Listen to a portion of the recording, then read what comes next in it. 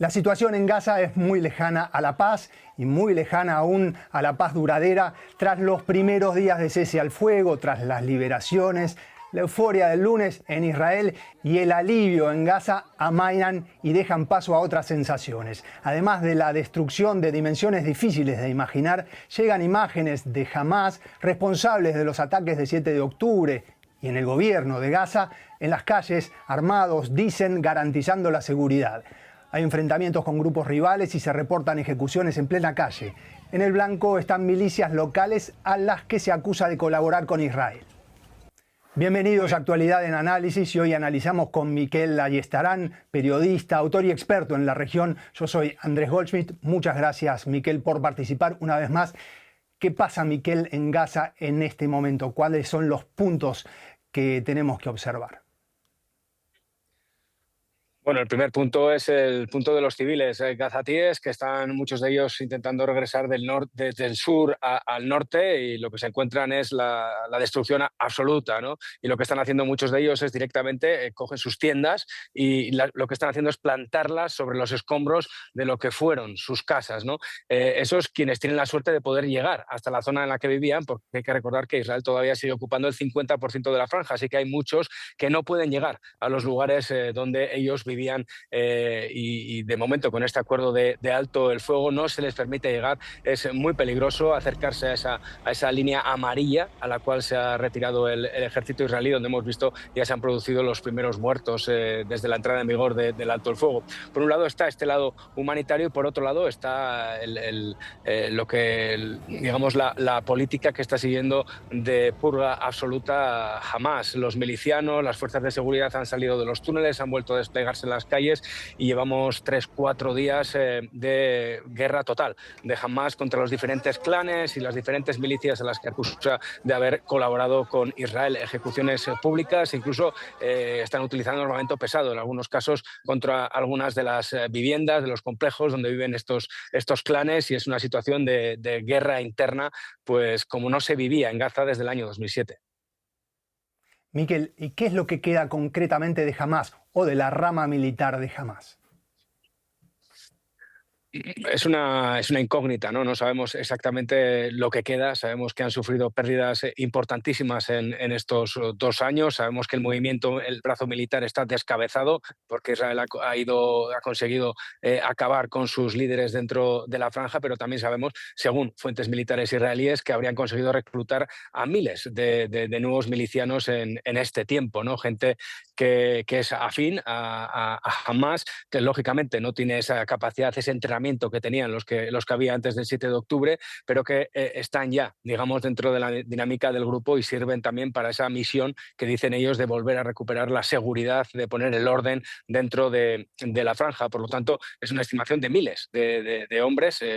Sabemos que hasta el momento no han entregado las armas, ni muchísimo menos. Vamos a ver lo que ocurre con ese proceso de desarme del que habla la propuesta de Donald Trump, pero de momento lo que sabemos es que Hamás sigue conservando las armas, quiere recuperar el control de esa parte de la franja de Gaza de la que se ha retirado el ejército, y desde el punto de vista político, pues ahí sí que hay voces políticas que hablan abiertamente de esa necesidad de hacer una transición hacia un gobierno de tecnócratas palestinos, pero teniendo el brazo armado, como está ahora mismo en las calles, esa transición se me antoja muy complicada. Claro, es lo que nos dicen las imágenes tan poderosas que no llegan. Hablabas del desarme, es uno de los puntos clave del plan de Trump, y justamente una de las cuestiones, un punto clave, pero justamente sobre la que hay más escepticismo. Trump habló ayer sobre esto, incluso de alguna manera celebró estas ejecuciones de las que hablábamos por parte de Hamás, pero dijo que habrá desarme sí o sí. Van a desarmarse porque dijeron que iban a desarmarse, y si no se desarman, los desarmaremos nosotros.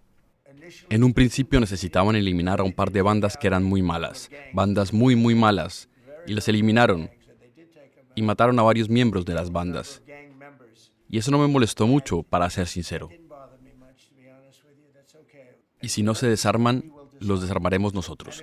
Y sucederá rápidamente, y tal vez de forma violenta, pero se desarmarán, ¿me entiendes? Porque todo el mundo siempre dice, bueno, no se desarmarán, se desarmarán. Y seguimos con Miquel Ayestarán, lo escuchábamos al presidente estadounidense. Sin embargo, a pesar de lo que él dice, los comentaristas, uno de los puntos, decíamos, en los que son más pesimistas es la cuestión del desarme. Algunos dicen, sin embargo, que el peso de la propia población gazatí va a ser clave. Te doy el ejemplo, Miquel, de Gershon Baskin, a quien seguramente conoces, es un activista, autor israelí.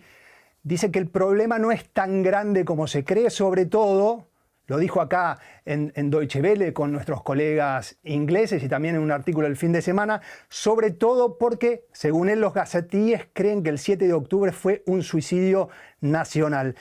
Es una opinión más, pero de una persona que estuvo muy implicada en negociaciones anteriores de rehenes. No conozco bien la situación actual, pero creo que también en esta última negociación. ¿Cómo ves este punto, la población gazatí con respecto a Hamás y el optimismo o no con respecto al desarme? Bueno, yo creo que pese a, digamos, la destrucción absoluta, esta devastación que vemos en Gaza, Hamás sigue conservando una amplia base de apoyo popular dentro de la franja de Gaza, y de ahí que siga sin tener problemas para reclutar a miles de hombres. Respecto al alto el fuego, respecto al desarme o no desarme, desde luego a corto plazo lo que vemos es que vamos a un modelo muy parecido al que hay en Líbano, ¿no? Hezbollah también tiene un acuerdo con Israel, pero no se desarma, y entonces los israelíes están haciendo prácticamente cada día ataques selectivos contra miembros de Hamás, miembros de Hezbollah, depósitos de armas. Yo creo que esto es uno de los primeros escenarios que nos vamos a poder encontrar en Gaza, ¿no? Que Israel vaya haciendo asesinatos selectivos de gente de Hamás y atacando sus posiciones y depósitos de arma y demás. Y después ya a medio largo plazo vamos a ver qué ocurre con ese desarme y cuáles son las opciones, ¿no?, que se les ponen sobre la mesa, porque lo que ha dicho Hamás, por ejemplo, es que ellos sí están dispuestos a entregar las armas, pero siempre que sea a unas autoridades palestinas. ¿Qué significa eso? Ahora mismo hay muchísimos puntos en el aire, pero sin duda la que es una línea roja para los israelíes. Quieren ver a Hamás entregando las armas, pero me cuesta mucho ver una gran ceremonia con entrega de armas. Yo lo veo más como un proceso interno entre palestinos, que incluso, quién sabe, el día de mañana se puedan integrar en unas futuras fuerzas palestinas, o como ya hemos visto en otros procesos que han liderado los Estados Unidos, como por ejemplo el caso de Afganistán. Bien, decías en redes sociales la semana pasada o el fin de semana que habría que ver lo que pasaba ya el martes, si es que Donald Trump perdía o iba perdiendo el interés por esta cuestión. Hoy es miércoles, veremos cómo sigue la semana. Muchísimas gracias, Miquel, una vez más por participar en el programa. Muchas gracias a vosotros.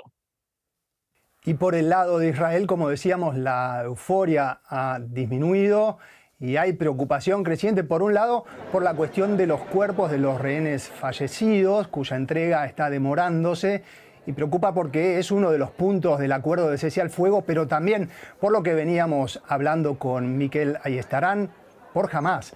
Su derrota, la derrota de Hamás, era uno de los objetivos de la guerra, y su desarme es uno de los puntos del plan de Trump, tema clave de la próxima fase de negociaciones. Y ahora damos la bienvenida a Maya Siminovich, que también está en Jerusalén. Muchísimas gracias por participar una vez más.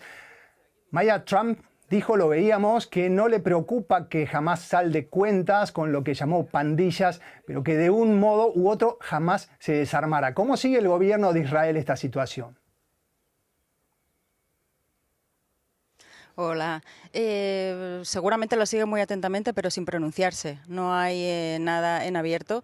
De hecho, la colaboración israelí con alguna de las milicias armadas, una en particular de Abu Shabab en la Franja de Gaza, probablemente sea también con otras, no es algo que han publicitado. Hubo un desliz de un exministro, Lieberman, y luego lo admitió el primer ministro, pero no es algo que dicen públicamente. Por lo tanto, no hay una reacción a lo que dijo Trump ni a lo que está pasando en Gaza, salvo que el Ministerio de Exteriores de Israel sí que está mostrando las imágenes que ya jamás difundió de ejecuciones en la franja a rivales. Así que tenemos que esperar. La reacción del gobierno por ahora, la única, ha sido no reabrir el cruce de Rafah. No para bienes. Dicen que lo van a abrir en las próximas horas. pero solamente para paso de gazatíes, entrada y salida, pero no para suministros, que los suministros pasarán por el otro cruce, que es el de Kerem Shalom, y continuarán haciéndolo como ya estaba sucediendo ayer y anteayer. Maya, y otra cuestión que mencionábamos al principio es la de los cuerpos de rehenes israelíes muertos o asesinados. Según algunas fuentes, estas dificultades ya se preveían incluso en las negociaciones de los últimos días. ¿Es este un riesgo serio de que se tome, o existe un riesgo serio de que se tome esto como motivo para romper el alto el fuego, por lo menos por parte de Israel? Pues realmente es imposible de decir, pero hay gente que piensa aquí, los críticos, los pesimistas, los que piensan que, o realistas, no sabemos que tal vez esto no va a continuar.